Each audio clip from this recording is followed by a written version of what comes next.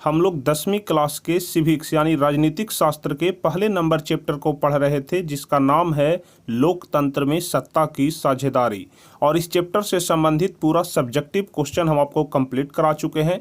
तो यदि आप लोग पूरा सब्जेक्टिव क्वेश्चन वाला वीडियो नहीं देखे हैं तो प्लेलिस्ट में आपको वीडियो मिल जाएगा, आप लोग जरूर देख लीजिएगा। और आज के इस क्लास में हम लोग देखेंगे इस चैप्टर का पूरा ऑब्जेक्टिव क्वेश्चन, यानी कि राजनीतिक शास्त्र के पहले नंबर चैप्टर लोकतंत्र में सत्ता की साझेदारी का पूरा ऑब्जेक्टिव क्वेश्चन आज हम लोग कंप्लीट करेंगे। तो बस आप लोग इस पूरे वीडियो को ध्यान से देखिएगा, कंसंट्रेट होकर के देखिएगा, ताकि यदि आपसे परीक्षा में इस चैप्टर से संबंधित कोई भी ऑब्जेक्टिव क्वेश्चन पूछा जाए तो फिर आप लोग इसका जवाब बहुत ही आसानी से दे सके। तो चलिए बिना समय गवाए हम लोग शुरू करेंगे, लेकिन उसके पहले यदि आप लोग चैनल पर नए हैं तो चैनल को जरूर सब्सक्राइब कर लीजिएगा, ताकि आगे के भी हर एक सब्जेक्ट का नोटिफिकेशन आपको मिल सके। तो चलिए सबसे पहला नंबर प्रश्न की ओर हम लोग बढ़ते हैं। तो पहला नंबर प्रश्न कह रहा है कि झारखंड राज्य का गठन कब हुआ था, जो कि काफी महत्वपूर्ण प्रश्न है। जैसे ही हम प्रश्न पढ़ेंगे आप लोग तुरंत आंसर देने की कोशिश करिएगा, ताकि आप लोग को भी पता चल सके कि कितने अच्छे तरीके से हम लोग सब्जेक्टिव क्वेश्चन का तैयारी किए हैं। तो चलिए पहला नंबर प्रश्न जो कि कह रहा है कि झारखंड राज्य का गठन कब हुआ था, यानी कहने का मतलब कि बिहार से झारखंड कब अलग हुआ था, इसका सही जवाब कौन सा होगा। तो आप लोग जानते हैं कि बिहार से झारखंड अलग हुआ था 15 नवंबर 2000 ईस्वी को, यानी कि पहला का सी नंबर ऑप्शन सही हो जाएगा। जैसे ही हम प्रश्न पढ़ेंगे आप लोग तुरंत नीचे लाइव चैट में आंसर बताइएगा। तो पहला का सी नंबर ऑप्शन सही होगा। चलिए दूसरा नंबर प्रश्न कह रहा है कि संविधान का कौन सा अनुच्छेद धर्म, वंश, जाति या स्थान के आधार पर किसी प्रकार के भेदभाव का निषेध करता है।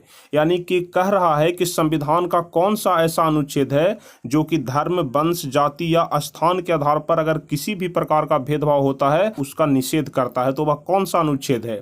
तो दूसरा का सही जवाब हो जाएगा अनुच्छेद 15। आप लोग ध्यान रखिएगा, यानी कि संविधान के अनुच्छेद 15 में यह स्पष्ट रूप से लिखा हुआ है कि अगर कोई भी व्यक्ति धर्म के आधार पर, वंश के आधार पर, जाति के आधार पर या फिर स्थान के आधार पर भेदभाव करता है तो उसका विरोध किया जाना चाहिए। यह संविधान के 15वें अनुच्छेद में लिखा हुआ है, इसलिए दूसरा का बी नंबर ऑप्शन सही होगा।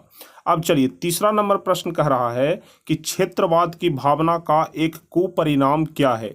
तीसरा नंबर प्रश्न जो कि काफी महत्वपूर्ण प्रश्न है कि क्षेत्रवाद की भावना का एक कुपरिणाम क्या है। तो आप लोग ध्यान रखिएगा, क्षेत्रवाद की भावना का कुपरिणाम कभी भी अपने क्षेत्र से लगाव नहीं हो सकता है, राष्ट्रहित नहीं हो सकता है, राष्ट्रीय एकता नहीं हो सकता है, बल्कि अलगाववाद ही हो सकता है। क्योंकि अपने क्षेत्र से यदि किसी को लगाव है तो वह कुपरिणाम नहीं है। अगर राष्ट्रहित में वह कोई काम कर रहा है तो वह कुपरिणाम नहीं है। यदि राष्ट्रीय एकता है तो वह कुपरिणाम नहीं है। लेकिन यदि अलगाववाद है तो वह एक क्षेत्रवाद का कुपरिणाम है। इसलिए तीसरा का डी नंबर ऑप्शन सही हो जाएगा। चलिए चौथा नंबर क्वेश्चन कह रहा है कि ब्रुसेल्स में 80% लोग किस भाषा को बोलते हैं। जब हम आपको बेल्जियम और श्रीलंका के बारे में बता रहे थे उस समय हम आपको बताए थे कि ब्रुसेल्स में 80% लोग किस भाषा को बोलते थे। तो हम आपको बताए थे कि ब्रुसेल्स में 80% लोग फ्रेंच भाषा बोलते थे, यानी कि चौथा का सी नंबर ऑप्शन सही हो जाएगा। चलिए पांचवा नंबर क्वेश्चन देख लेते हैं। कह रहा है कि मराठी मानुष का विवाद निम्नलिखित में किस राज्य से संबंधित है। मराठी मानुष का जो विवाद है वह किस राज्य से संबंधित है। तो पांचवा का सही जवाब महाराष्ट्र हो जाएगा। आप लोग ध्यान रखिएगा, पांचवा का सी नंबर ऑप्शन सही हो जाएगा। चलिए छठा नंबर प्रश्न कह रहा है कि भारतीय संविधान के अनुच्छेद 19 में देश के सभी नागरिकों को कौन सा मूल अधिकार दिया गया है। यानी कि अनुच्छेद 19 में जो लोगों को मूल अधिकार दिया गया है वह कौन सा मूल अधिकार है। तो इसका सही जवाब हो जाएगा स्वतंत्रता का अधिकार। यानी कि हमारा अनुच्छेद 19 कहता है कि हर एक लोग स्वतंत्र हैं, यानी कि भारत में रहने वाले जितने भी नागरिक हैं उनके पास अधिकार हैं कि वह स्वतंत्रता पूर्वक रह सकते हैं। यानी कि छठा का ए नंबर ऑप्शन सही हो जाएगा। चलिए सातवां नंबर क्वेश्चन कह रहा है कि श्रीलंका में सामाजिक विभाजन किस स्तर पर है। श्रीलंका में सामाजिक विभाजन के बारे में हम आपको बताए थे और सत्ता की साझेदारी के बारे में भी हम आपको बताए थे। तो बताइए जो श्रीलंका में सामाजिक विभाजन है वह किस स्तर पर है। यानी कि क्षेत्रीय स्तर पर है कि सामाजिक स्तर पर है कि ए और बी दोनों की, इनमें से कोई नहीं। सातवां का सही जवाब कौन सा होगा। तो आप लोग ध्यान रखिएगा, इसका सही जवाब ए और बी दोनों हो जाएगा। यानी कि श्रीलंका में जो सामाजिक एक विभाजन है वह क्षेत्रीय आधार पर भी है और सामाजिक आधार पर भी है, इसलिए 7वां का सी नंबर ऑप्शन सही होगा। चलिए 8वां नंबर प्रश्न कह रहा है कि पीटर नॉर्मन धावक कहाँ का था। यानी धावक कहने का मतलब दौड़ने वाला होता है, यानी कि जो ओलंपिक में दौड़ता है या फिर कहीं भी खेल कूद का प्रतियोगिता होता है और उसमें जो दौड़ प्रतियोगिता में भाग लेता है उसे ही धावक बोला जाता है। तो यहाँ पर एक व्यक्ति का नाम दिया हुआ है पीटर नॉर्मन और पूछा जा रहा है कि यह कहाँ का धावक था, जर्मनी का कि बेल्जियम का कि फ्रांस का कि ऑस्ट्रेलिया का। 8वां का सही जवाब कौन सा होगा, तो आप लोग ध्यान रखिएगा कि पीटर नॉर्मन ऑस्ट्रेलिया का एक धावक था। 8वां का डी नंबर ऑप्शन सही होगा। इसी प्रकार के प्रश्न आपके परीक्षा में पूछे जाते हैं, इसलिए आप लोग एक एक प्रश्न को अच्छे तरीके से याद कर लीजिएगा। चलिए 9वां नंबर प्रश्न कह रहा है कि रंग भेद की नीति के विरुद्ध आवाज उठाने वाला पहला व्यक्ति कौन था। और यह वाला प्रश्न जो है वह VVI क्वेश्चन है, बहुत बार पहले भी पूछा जा चुका है और आपके परीक्षा के लिए भी काफी ज्यादा महत्वपूर्ण है कि रंग भेद की नीति के विरुद्ध आवाज उठाने वाला पहला व्यक्ति कौन था। तो हम आपको बताए थे कि वह पहला व्यक्ति मार्टिन लूथर किंग थे, यानी कि 9वां का ए नंबर ऑप्शन सही हो जाएगा। यह वाला प्रश्न काफी महत्वपूर्ण है, आप लोग ध्यान रखिएगा। चलिए 10वां नंबर क्वेश्चन कह रहा है कि मैक्सिको ओलंपिक की घटना एक उदाहरण है रंग भेद का कि सांप्रदायिकता का कि जातिवाद का कि आतंकवाद का। 10वां नंबर प्रश्न, तो आपको शायद ध्यान नहीं होगा, मैक्सिको में जब ओलंपिक हुआ था उस समय वहां पर रंग भेद के आधार पर बहुत ज्यादा भेदभाव किया गया था, यानी कि काले और गोरे लोगों के बीच में वहां पर बहुत जबरदस्त भेदभाव हुआ था। तो वही चीज यहाँ पर आपसे पूछा जा रहा है कि मैक्सिको ओलंपिक में जो घटना हुआ था वह किसका उदाहरण है, तो वह रंग भेद का उदाहरण है, यानी कि 10वां का ए नंबर ऑप्शन सही हो जाएगा। चलिए 11 नंबर प्रश्न कह रहा है कि इनमें से किसकी शुरुआत जर्मनी से हुई थी। यानी कि जो यहाँ पर 4 ऑप्शन दिया गया है इसमें से किसकी शुरुआत जर्मनी से हुई थी, नक्सलवाद की माओवाद की नाजीवाद की फांसीवाद। तो आप लोग ध्यान रखिएगा, जर्मनी में शुरुआत हुआ था नाजीवाद का, यानी कि 11 का सी नंबर ऑप्शन सही हो जाएगा। अगर आपसे कभी भी पूछा जाता है कि नाजीवाद का शुरुआत कहाँ हुआ था तो वह जर्मनी में हुआ था, इस बात को आप लोग ध्यान रखिएगा। चलिए 12 नंबर क्वेश्चन हम लोग देखेंगे कि निम्नलिखित व्यक्तियों में कौन लोकतंत्र में रंग भेद के विरोधी नहीं थे। बस जो हमारा 10 नंबर क्वेश्चन था उसी को यहाँ पर उलट करके पूछ दिया गया है। आप लोग को ध्यान होगा 10वां नहीं 9वां नंबर क्वेश्चन में कि रंग भेद में सबसे पहले विरोध करने वाले कौन थे, तो मार्टिन लूथर किंग थे, यानी कि 12 नंबर का ए ऑप्शन सही हो जाएगा। चलिए 13 नंबर क्वेश्चन, श्रीलंका में भेदभाव का आधार क्या है। यानी कि नस्ल एवं रंग के आधार पर भेदभाव होता है कि जाति के आधार पर भेदभाव होता है कि भाषा के आधार पर कि वर्ण के आधार पर। 13 नंबर क्वेश्चन, तो हम आपको बताए थे कि जो श्रीलंका में जो भेदभाव होता है वह भाषा के आधार पर होता है, यानी कि वहां पर भाषाई भेदभाव है, इसलिए 13 का सी नंबर ऑप्शन सही हो जाएगा। चलिए 14 नंबर क्वेश्चन कह रहा है कि सत्ता में साझेदारी किस व्यवस्था में सर्वश्रेष्ठ रूप से संभव है, लोकतंत्र में कि राजतंत्र में कि निरंकुशवाद में कि अधिनायक तंत्र में। यानी कि जो सत्ता में साझेदारी होता है वह किस व्यवस्था में सबसे अधिक कारगर है। तो बताइए 14 का कौन सा ऑप्शन सही होगा। तो हम आपको बता चुके हैं कि सत्ता में साझेदारी सबसे अधिक कारगर होता है लोकतंत्र में, यानी कि जिस प्रकार का लोकतंत्र हमारे देश भारत में है वहां पर सत्ता में साझेदारी बहुत ही ज्यादा सर्वश्रेष्ठ होता है, इसलिए 14 का बी नंबर ऑप्शन आप लोग ध्यान रखिएगा। चलिए 15 नंबर क्वेश्चन कह रहा है कि सत्ता में साझेदारी का अच्छा उदाहरण प्रस्तुत करने वाला राष्ट्र कौन सा है। तो हम आपको बताए थे कि सत्ता में साझेदारी का अच्छा उदाहरण प्रस्तुत करने वाला राष्ट्र कौन था, श्रीलंका था कि बेल्जियम था। तो यहाँ पर सही जवाब हो जाएगा कि बेल्जियम था, यानी कि 15 का सी नंबर ऑप्शन सही हो जाएगा। चलिए 16 नंबर क्वेश्चन, सत्ता में साझेदारी का क्या तात्पर्य है, यानी कि सत्ता में साझेदारी का क्या मतलब होता है, इसके बारे में आपसे पूछा जा रहा है। तो हम आपको बता चुके हैं कि सत्ता में साझेदारी का मतलब होता है कि शासन एवं प्रशासन के मूलभूत निर्णयों को अपने अनुकूल प्रभावित करने की क्षमता प्राप्त करना, यानी कि जो शासन है और जो प्रशासन है उसका जो भी निर्णय है उसको अपने अनुकूल प्रभावित करने की क्षमता प्राप्त करना ही क्या कहलाता है, सत्ता में साझेदारी कहलाता है, इसलिए 16 का डी नंबर ऑप्शन सही हो जाएगा। चलिए 17 नंबर क्वेश्चन, जन्म पर आधारित विभेद किस देश में होता है, यानी कि जन्म से ही भेदभाव शुरू हो जाता है, वह कौन सा देश है जहां पर जन्म से ही भेदभाव शुरू हो जाता है। तो आपको पता होगा कि वह भारत में ही होता है, यानी कि 17 का ए नंबर ऑप्शन सही हो जाएगा। चलिए 18 नंबर क्वेश्चन, भाषाई आधार पर बनने वाला प्रथम राज्य कौन सा है? यानी कि भाषा के आधार पर बनने वाला जो प्रथम राज्य है वह कौन सा है? तो इसका सही जवाब आंध्र प्रदेश हो जाएगा। यानी कि जो आंध्र प्रदेश राज्य का निर्माण हुआ वह सिर्फ भाषा के कारण ही हुआ था। 18 का डी नंबर ऑप्शन सही हो जाएगा। चलिए अगला नंबर प्रश्न, विविधता और विभेद किसी राष्ट्र के लिए क्या है? केवल नकारात्मक है कि सकारात्मक भी है, कि नकारात्मक और सकारात्मक दोनों है, कि कोई भी नहीं? यानी कि अगर किसी भी देश में विविधता है और भेदभाव है तो वह पॉजिटिव है या फिर निगेटिव है, यही आपसे पूछा जा रहा है। तो इसका सही जवाब क्या हो जाएगा? वह पॉजिटिव भी है और निगेटिव भी है। यानी कि अगर किसी भी चीज़ से हमें लाभ है तो उससे हानि भी जरूर होता है, इसलिए नकारात्मक एवं सकारात्मक दोनों हो जाएगा। 19 का सी नंबर ऑप्शन सही होगा। चलिए 20वां नंबर प्रश्न कह रहा है कि सत्ता में साझेदारी सही है क्योंकि, बताइए 20वां नंबर प्रश्न सही जवाब कौन सा हो जाएगा? तो इसका सही जवाब हो जाएगा कि क्योंकि समुदायों के बीच टकराव कम होती है। यानी कि सत्ता में साझेदारी होने से क्या होता है कि जितने भी प्रकार के समुदाय होते हैं समाज में उनके बीच कम टकराव होता है। क्यों कम टकराव होता है इसके बारे में सब्जेक्टिव में हम आपको विस्तार रूप से बता चुके हैं, तो इसलिए आप लोग ध्यान रखिएगा 20 का डी नंबर ऑप्शन सही होगा। चलिए 21वां नंबर प्रश्न, निम्नलिखित में से कौन सामाजिक विभाजन का तरीका नहीं है? यहाँ पर बताइए 21 नंबर प्रश्न का सही जवाब कौन सा हो जाएगा? क्षेत्रीयता की भावना, की नस्ल एवं रंग, की सरकारी नौकरी, की भाषा? देखिए सामाजिक विभाजन जो होता है वह क्षेत्रीयता की भावना के कारण भी होता है, नस्ल एवं रंग के कारण भी होता है और भाषा के कारण भी होता है। लेकिन कभी भी सामाजिक विभाजन जो होता है वह सरकारी नौकरी के आधार पर नहीं होता है, इसलिए 21 का सी नंबर ऑप्शन ही सही जवाब हो जाएगा। अब चलिए अगला नंबर प्रश्न 22 नंबर कह रहा है कि निम्नलिखित में से किस देश को धार्मिक और जातीय आधार पर विखंडन का सामना करना पड़ा? यानी कि वह कौन सा देश है जिसको कि धार्मिक और जाति के आधार पर अलग होना पड़ा, यानी कि उसको विखंडन का सामना करना पड़ा? तो 22 नंबर प्रश्न का सही जवाब हो जाएगा यूगोस्लाविया। आप लोग ध्यान रखिएगा 22 का सी नंबर ऑप्शन सही हो जाएगा। चलिए अगला नंबर प्रश्न कह रहा है कि लोकतंत्र में देखने के लिए मिलता है, क्या देखने के लिए मिलता है?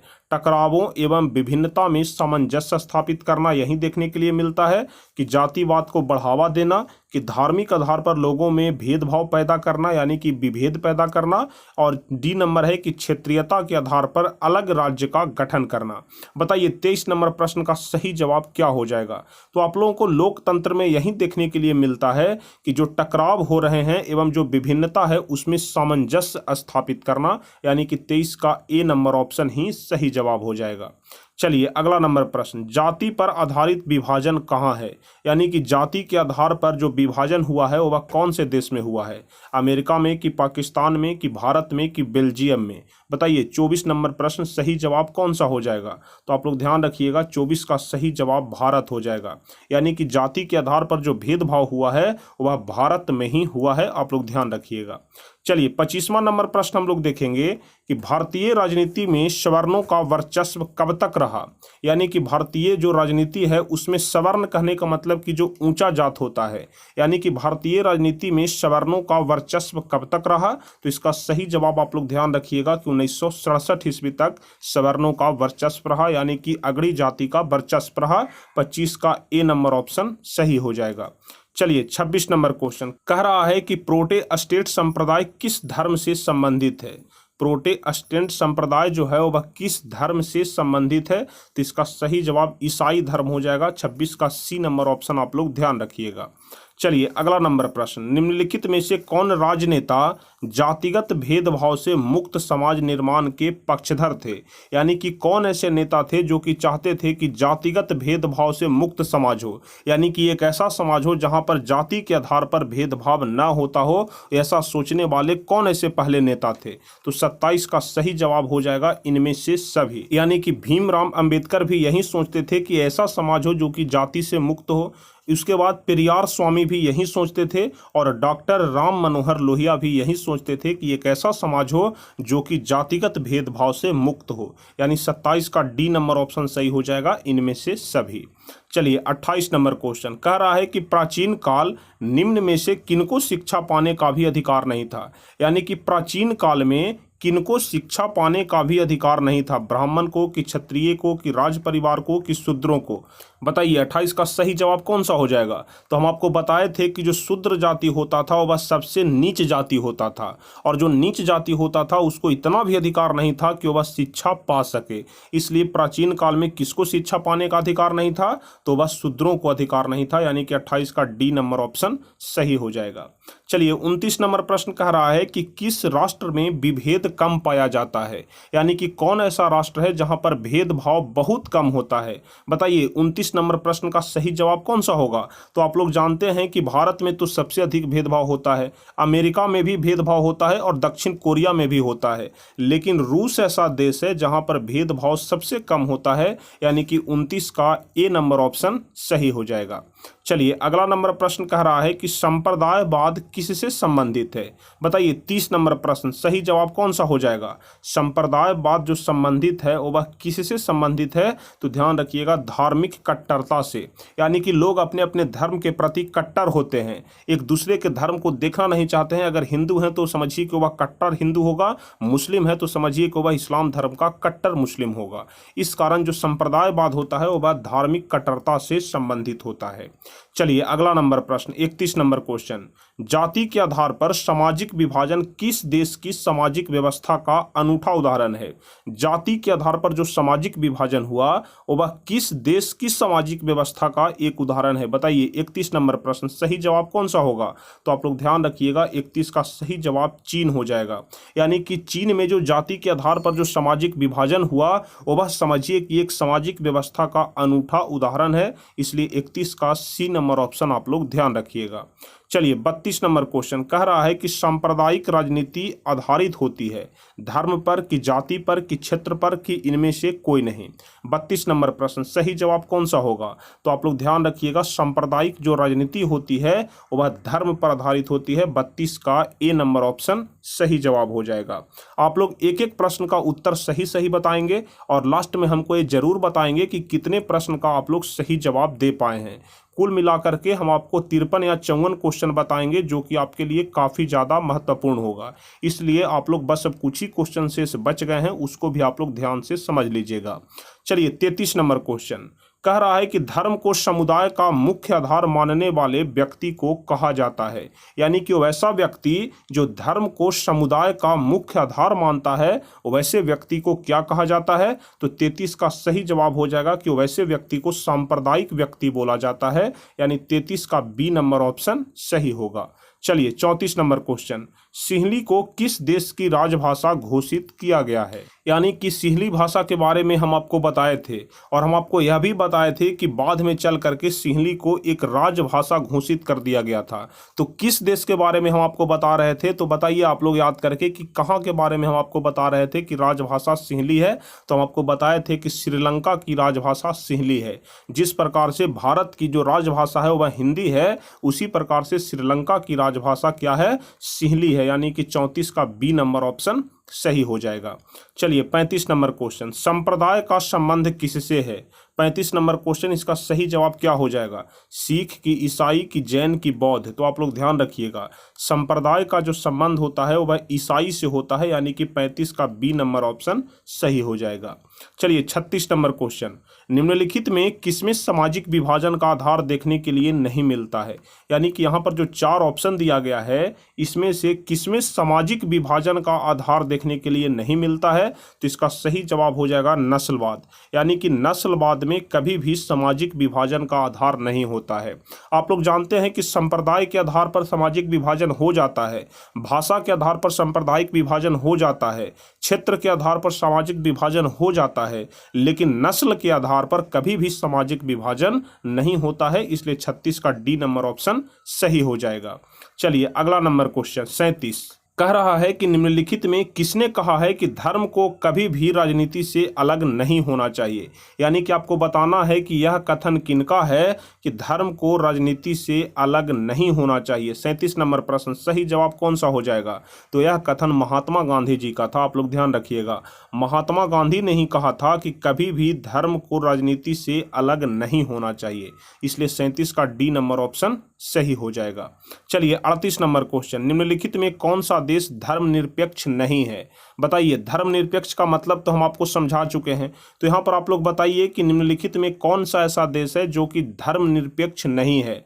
पाकिस्तान की, भारत की, अमेरिका की, नेपाल। 38 नंबर क्वेश्चन, सही जवाब कौन सा होगा? तो आप लोग ध्यान रखिएगा, इसमें से पाकिस्तान जो है वह धर्मनिरपेक्ष नहीं है। कहने का मतलब कि जो भारत है वहाँ भी सभी धर्मों के लोग निवास करते हैं स्वतंत्र रूप से, अमेरिका में भी करीब करीब सभी धर्मों के लोग निवास करते हैं स्वतंत्र रूप से, और नेपाल में भी सभी धर्मों के लोग स्वतंत्र रूप से निवास करते हैं। लेकिन पाकिस्तान एक ऐसा देश है जहां पर सिर्फ इस्लाम धर्म के लोग यानी कि सिर्फ मुस्लिम ही रहता है, इसलिए 38 का ए नंबर ऑप्शन सही हो जाएगा। चलिए 39 नंबर क्वेश्चन, भारतीय संविधान के बारे में इनमें से कौन सा कथन सही है? यहाँ पर 4 कथन दिया गया है और आपसे पूछा जा रहा है कि इनमें से कौन सा कथन सही है। तो चलिए हम लोग बारी बारी से एक एक कथन को पढ़ते हैं, तभी स्पष्ट हो पाएगा कि कौन सा कथन सही है।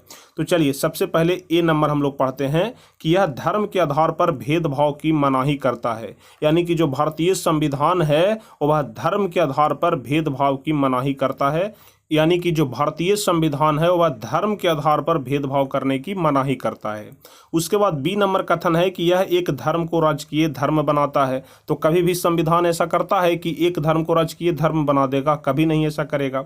उसके बाद सी नंबर में है कि सभी लोगों को कोई भी धर्म मानने की आज़ादी देता है। चूंकि आप जानते हैं कि हमारा देश भारत धर्मनिरपेक्ष देश है, यहाँ पर कोई भी लोग किसी भी धर्म को अपना सकते हैं, इसलिए कौन सा कथन सही है? तो सी नंबर कथन बिल्कुल सही है कि सभी लोगों को कोई भी धर्म मानने की आज़ादी देता है।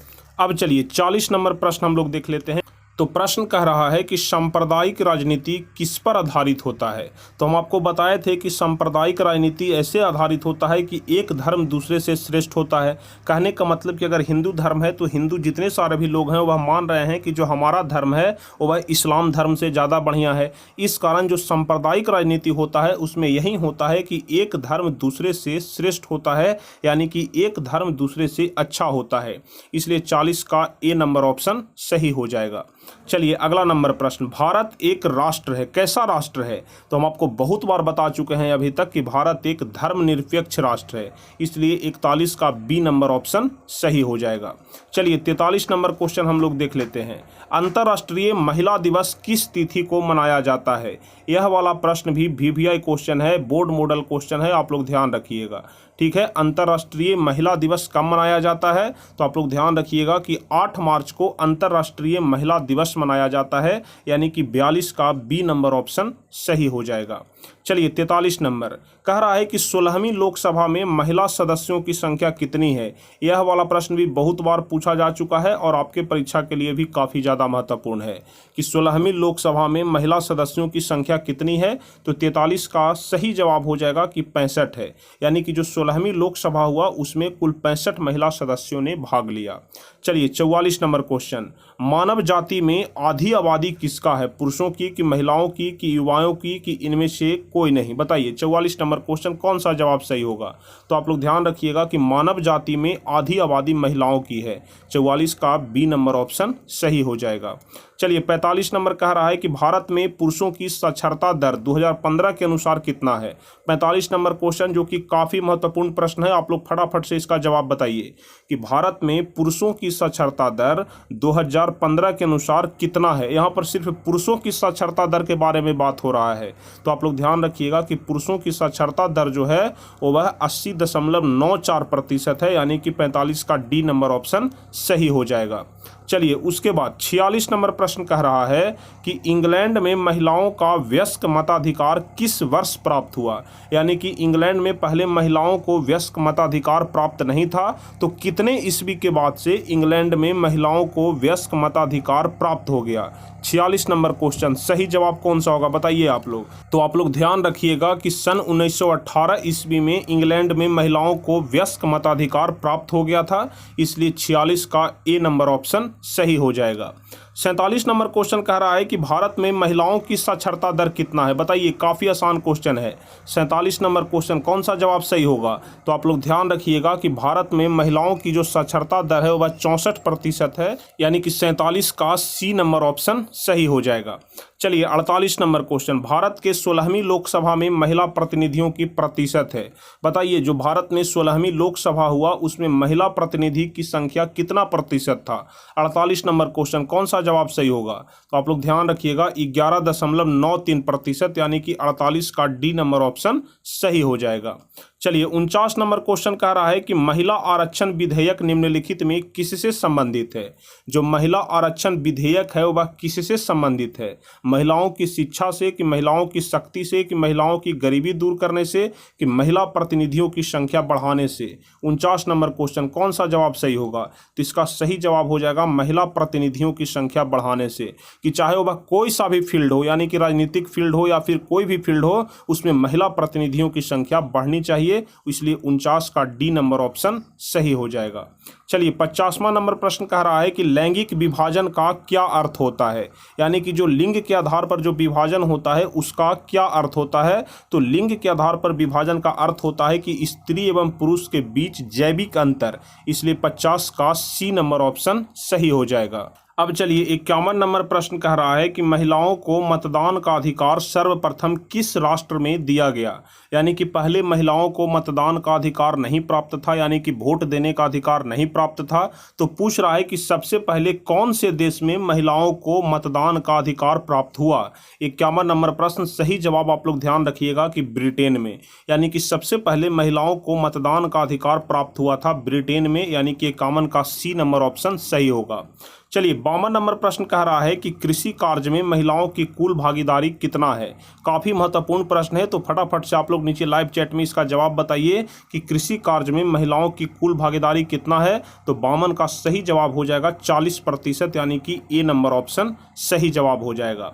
अब उसके बाद 53 नंबर क्वेश्चन जो कि सबसे आखिरी क्वेश्चन है कि 17वीं लोकसभा में महिलाओं की संख्या कितना है। बताइए 17वीं लोकसभा की बात हो रहा है कि महिलाओं की संख्या कितना है। तो आप लोग ध्यान रखिएगा कि 53 का बी नंबर ऑप्शन 78, यानी कि 78 सही जवाब हो जाएगा। तो कुल मिलाकर के सिविक्स के पहले नंबर चैप्टर में हम आपको 53 महत्वपूर्ण ऑब्जेक्टिव क्वेश्चन बताए। यदि आप लोग 53 ऑब्जेक्टिव क्वेश्चन अच्छे तरीके से याद कर लेते हैं तो फिर सिविक्स के पहले नंबर चैप्टर से परीक्षा में कोई भी ऑब्जेक्टिव क्वेश्चन आपसे नहीं छूटेगा, क्योंकि इस बात का हम आपको फुल गारंटी देते हैं कि यही 53 क्वेश्चन में से कोई भी प्रश्न पूछा जाएगा। तो उम्मीद करते हैं कि आज का यह वीडियो आपको काफ़ी अच्छा लगा होगा, एक एक प्रश्न का जवाब आप लोग सही सही बता पाए होंगे। तो जल्दी से आप लोग नीचे कमेंट में बताइए कि कितने प्रश्न का आप लोग सही उत्तर दे पाए हैं और कितने प्रश्न का उत्तर आपको नहीं आता था। तो जल्दी से आप लोग नीचे कमेंट में बताइए। और यदि आपको वीडियो अच्छा लगा हो तो वीडियो को लाइक करिएगा, अपने दोस्तों के बीच शेयर करिएगा, और जो भी स्टूडेंट इस चैनल पर नए हैं तो चैनल को जरूर सब्सक्राइब कर लीजिएगा, ताकि आगे के भी हर एक वीडियो का नोटिफिकेशन आपको मिल सके। तो चलिए फिर मिलते हैं हम आपसे अगले क्लास में, तब तक के लिए जय हिंद, धन्यवाद।